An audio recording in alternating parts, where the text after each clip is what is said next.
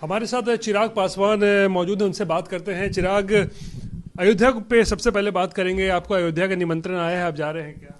जी बिल्कुल जा रहा हूँ और अपने आप को सौभाग्यशाली मानता हूँ कि 22 तारीख को भगवान राम के दर्शन का सौभाग्य मुझे मिलेगा। एक लंबे समय से राम भक्तों की आस्था से जुड़ा हुआ ये विषय रहा है और मुझे लगता है कि एक देश की बड़ी आबादी का सपना उस दिन पूरा होने जा रहा है। तो ऐसे में उसका साक्षी मैं भी बनूं, मेरे लिए सौभाग्य की बात है। बहुत लोगों को ये सौभाग्य मिल रहा था, लेकिन उन लोगों ने इस लगता है ठुकरा दिया है, कांग्रेस से लेकर समाजवादी पार्टी। और आज तो यहाँ पर बिहार की बात करें तो लालू ने भी मना कर दिया। लालू प्रसाद ने कहा कि नहीं, मैं नहीं जाऊंगा।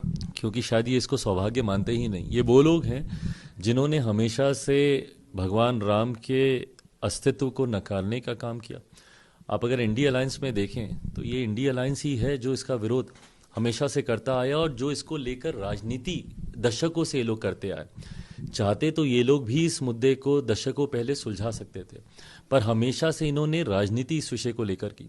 चुनाव जब जब आए इसको राजनीतिक मुद्दा बनाया गया, अपीजमेंट पॉलिटिक्स इसके अराउंड, इसके आसपास की गई। तो जिन्होंने हमेशा से इस पे राजनीति की, आज जब उस विषय को ही समाप्त कर दिया गया है तो ये बौखलाहट तो है ही इनके भीतर कि भैया इतना बड़ा राजनीतिक मुद्दा हम लोग के हाथ से छीन लिया गया।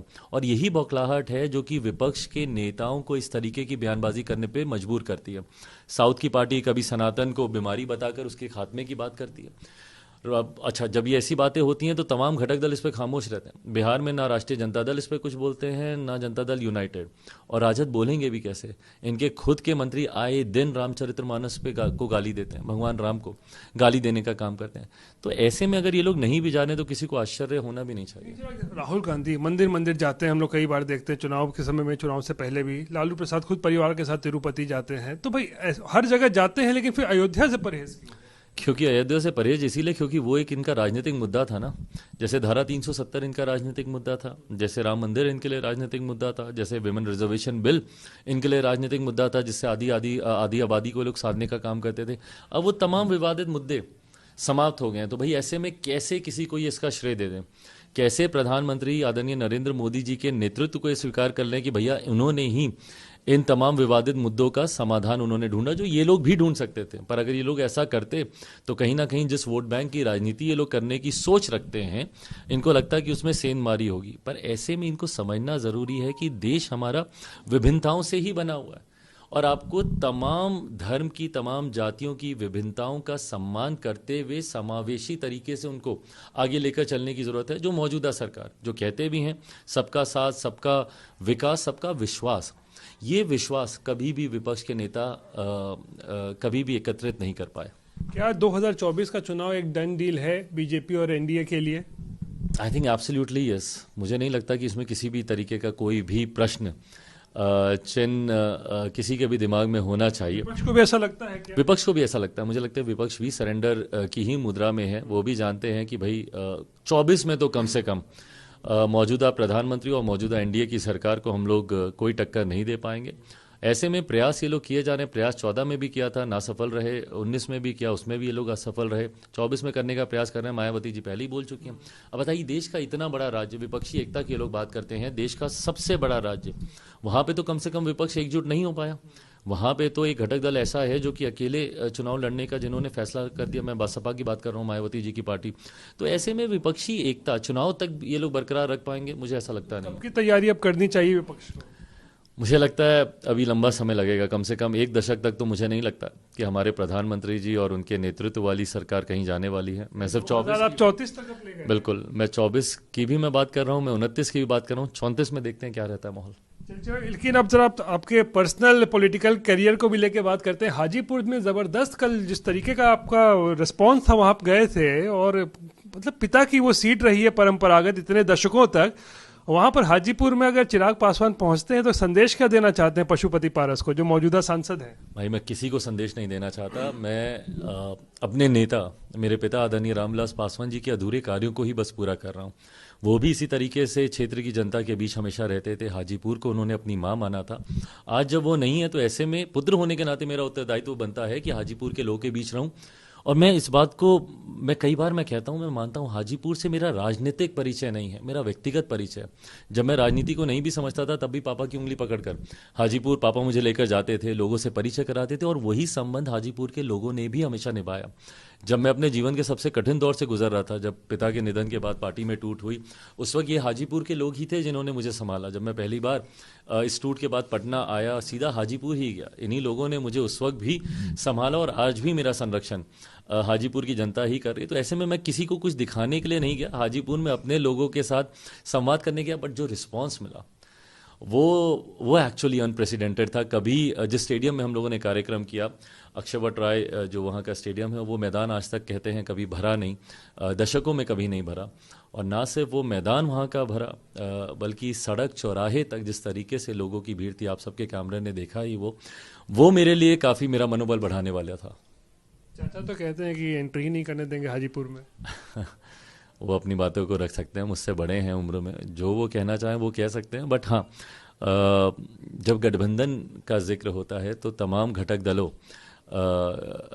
का राय मशवरा उसमें अहमियत रखता है, और उसमें खास तौर पे किसी भी गठबंधन में जो सबसे बड़ा घटक दल होता है, जैसे हम लोग के गठबंधन में भारतीय जनता पार्टी है, मेरे संबंध भाजपा से बहुत मधुर हैं, बहुत अच्छे हैं। शीर्ष नेतृत्व के साथ जिस तरीके से प्रधानमंत्री जी का समय समय पर मुझे आशीर्वाद मिलता है, जिस तरीके से गले लगाकर उन्होंने मेरा स्वागत एनडीए में किया, ऐसे में जब ये इस तरीके की बातें करते हैं तो कहीं ना कहीं प्रधानमंत्री जी के फैसले के ऊपर वो प्रश्न खड़ा करते हैं जो उचित नहीं है। तैयारी तो हो गई है ना हाजीपुर के लिए, मन तो बना लिया है ना हाजीपुर से चुनाव लड़ने का? ये बात तो स्पष्ट है कि हाजीपुर से लोक जनशक्ति पार्टी रामविलास का ही प्रत्याशी वहाँ से चुनाव लड़ेगा। चिराग पासवान ही वो उम्मीदवार होंगे अगर पार्टी ने ये तय किया, क्योंकि पार्टी का संसदीय बोर्ड ही अंतोगत्वा ये फैसला लेगा कि किन सीटों पर कौन प्रत्याशी जाएगा। पार्टी का संसदीय बोर्ड अगर ये फैसला लेता तो यकीनन। आप तैयार तो है ना, उसमें आप पीछे तो नहीं हटेंगे? पूर्णता तैयार हूँ, ना सिर्फ हाजीपुर के लिए ही बल्कि लोक जनशक्ति पार्टी रामविलास आगामी 2024 चुनाव के लिए पूरी तरीके से हर सीट पर तैयार है।